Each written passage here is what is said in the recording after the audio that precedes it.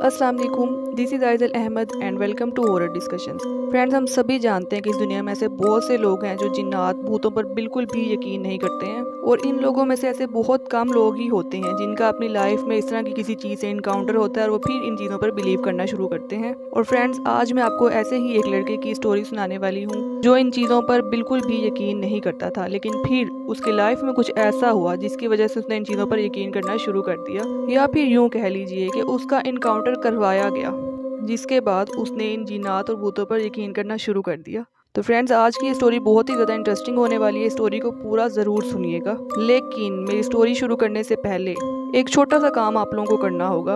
अरे नहीं, अपने रूम से उठकर बाहर बिल्कुल नहीं जाना, बल्कि आपको यहीं पर बैठे बैठे सिर्फ इतना सा काम करना है कि वीडियो के नीचे आपको एक सब्सक्राइब का बटन नज़र आ रहा होगा, उसको प्रेस कर देना है। उसके साथ में बेल आइकन को भी प्रेस कर देना है और मुझे अपनी पूरी सपोर्ट दिखानी है, और मेरी वीडियोस को लाइक, शेयर एंड कमेंट भी ज़रूर कीजिएगा।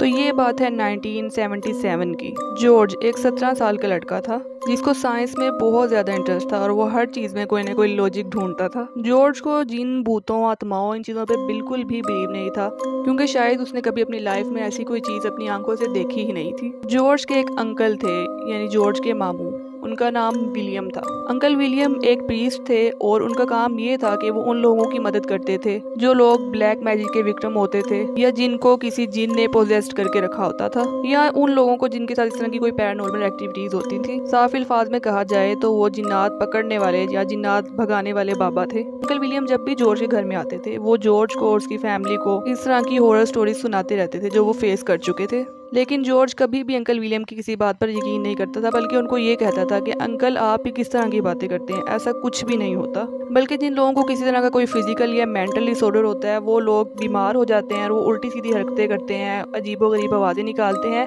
और कुछ पागल लोग इन चीज़ों को जिन्नात और भूतों का नाम दे देते हैं। अंकल विलियम इस बात पर जॉर्ज से ज़्यादा बहस नहीं करते थे, क्योंकि वो जानते थे जॉर्ज सिर्फ एक 17 साल का बच्चा है और आहिस्ता आहिस्ता इन चीज़ों की उसको समझ आ ही जाएगी। एक दिन क्या हुआ, अंकल विलियम जॉर्ज के घर आए। उन्होंने इसी तरह से अपनी एक स्टोरी जॉर्ज और उसकी फैमिली को सुनाई। अब जॉर्ज फिर से इस चीज़ पर आर्ग्यूमेंट्स करने लगा कि ऐसी कोई चीज़ नहीं होती है, ये सब चीज़ें बकवास हैं, झूठ हैं। तो अंकल विलियम ने जॉर्ज से एक ऑफ़र की। अंकल विलियम ने जॉर्ज से कहा कि जॉर्ज, मेरे पास तुम्हारे लिए एक जॉब है, और इस जॉब के तुम्हें 2 फ़ायदे होंगे। एक तो ये कि तुम्हें इन चीज़ों के बारे में पता चल जाएगा कि आज जिन्नात होते हैं या नहीं होते हैं, तुम्हारे सारे सवालों का जवाब तुम्हें मिल जाएगा, और दूसरा ये कि तुम्हें सैलरी भी मिलेगी। अब सैलरी का नाम सुनकर जॉर्ज बहुत ज़्यादा खुश हो गया और वो फ़ौरन मान गया। उसने अंकल विलियम से पूछा कि मुझे करना क्या होगा। तो अंकल विलियम ने उसे बताया कि तुम्हें मेरा असिस्टेंट बन के रहना होगा, यानी कि मैं जो भी केस सॉल्व करने के लिए जाऊंगा, जो भी पैरानॉर्मल केस सॉल्व करने के लिए मैं जाऊंगा, तुम्हें उसमें मेरे साथ चलना होगा और मुझे असिस्ट करना होगा। जॉर्ज फ़ौरन मान गया। वो बहुत ज़्यादा एक्साइटेड था कि एक तो उसे सैलरी भी मिलने वाली है और दूसरा उसके सामने सारी सच्चाई भी आ जाएगी कि जो बातें अंकल विलियम उसे बताते हैं वो सच हैं या नहीं है। अगले दिन शाम में अंकल विलियम ने जॉर्ज को मैसेज किया कि कल सुबह 7:30 बजे तैयार रहना, हमें एक जगह जाना है।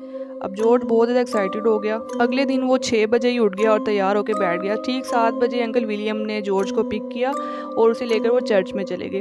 चर्च में जाने के बाद उन्होंने अपने कुछ ज़रूरी सामान लिया वहाँ से, और वहाँ से सीधा वो एक घर में पहुँचे। ये घर मिस्टर हेनरी का था। मिस्टर हेनरी अपनी वाइफ और अपने 4 बच्चों के साथ उस घर में रहते थे।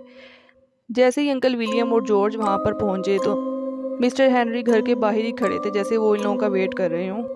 मिस्टर हेनरी फ़ौरन भागते हुए अंकल विलियम के पास आए और उनसे कहा, सर प्लीज़ हमारी हेल्प कीजिए। हमारे घर में पिछले 1 हफ्ते से बहुत अजीबोगरीब पैरानॉर्मल एक्टिविटीज़ हो रही हैं, और ये एक्टिविटीज़ इतनी ज़्यादा एक्सट्रीम है कि जिससे हमें लगता है कि हमारी जान को भी ख़तरा है। मिस्टर हेनरी ने अंकल विलियम को बताया कि हमारे घर में हमें दीवारों पर अजीबोगरीब चीज़ें चलती हुई नज़र आती हैं, जो कि ना तो इंसानों जैसी होती, ना ही जानवरों जैसी होती। इसके अलावा 2 दिन पहले रात में हमारे किचन में अपने आप गैस ऑन हो गई थी और हमारे किचन में आग लग गई थी। वो तो किसी तरीके से हमें पता चल गया और हमने उस आग को कंट्रोल कर लिया, जिसकी वजह से हम बच गए।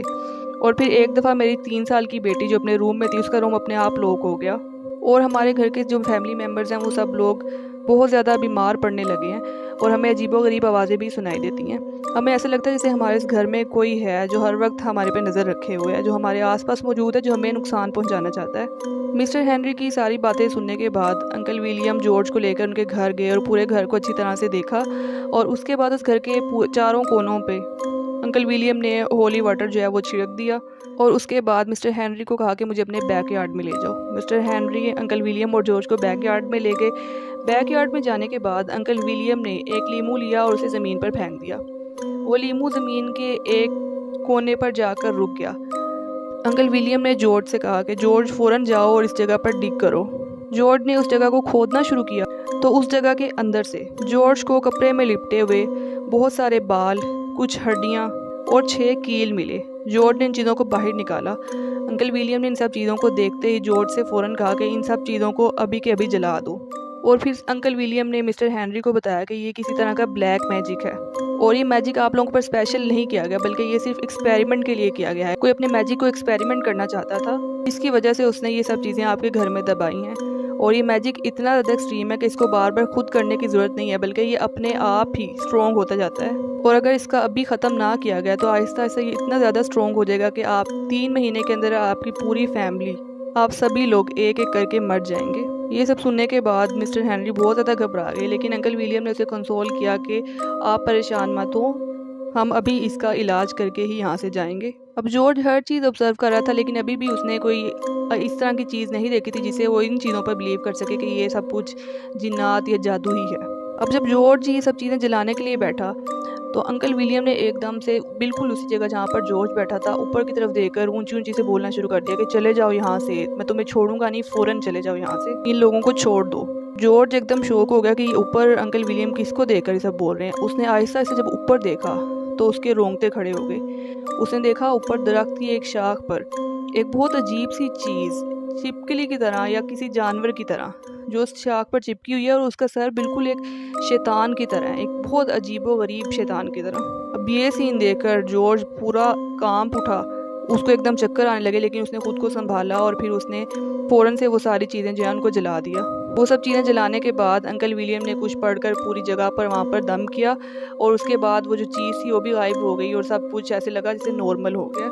जॉर्ज बाहर की तरफ वापस जाने लगा, लेकिन अंकल विलियम ने उसे वहीं पर रोक लिया और एक अंडा मंगवाया और उसकी चारों तरफ उस अंडे को घुमाकर अंडे को तोड़ दिया। जब अंकल विलियम ने उस अंडे को तोड़ा तो उसके अंदर से बिल्कुल रेड रेड जैसे खून होता है, उस तरह की चीज़ निकली। अब जॉर्ज ने अंकल विलियम से कोई सवाल नहीं किया, कुछ भी नहीं, वो चुपचाप अंकल विलियम के साथ गाड़ी में जाकर बैठ गया। अंकल विलियम ने मिस्टर हेनरी को तसल्ली दी कि अब सब कुछ ठीक हो गया और अब आपके साथ दोबारा से ऐसी कोई भी चीज़ नहीं होगी। फिर अंकल विलियम ने जॉर्ज को समझाया कि जॉर्ज देखो, इस दुनिया में बहुत सी चीज़ें ऐसी होती हैं जो हमें नज़र नहीं आती, मगर इसका मतलब ये नहीं है कि वो चीज़ें एग्जिस्ट नहीं करती हैं। मैं यहाँ पर तुम्हें अपने साथ इसीलिए लेकर आया था ताकि तुम इस बात पर यकीन कर सको कि जिन्नात भी होते हैं और ये भी एक मखलूक है जो इस दुनिया में मौजूद है। जॉर्ज ने उनको कोई जवाब न दिया, बस अपना सर हिलाया और अंकल विलियम को कहा कि आइंदा से मैं हर जगह हर केस में आपके साथ जाऊँगा और मैं भी आपकी तरह एक प्रीस्ट ही बनूँगा। तो ये जो स्टोरी है ये बिल्कुल एक रियल स्टोरी है जो मैंने आप लोगों के साथ शेयर की है। अगर आप लोगों को पसंद आए तो इस स्टोरी को लाइक, शेयर एंड कमेंट करना और मेरे चैनल को सब्सक्राइब करना बिल्कुल भी मत भूलिएगा। अब मिलेंगे एक नई हॉरर स्टोरी के साथ, तब तक के लिए अल्लाह हाफिज़।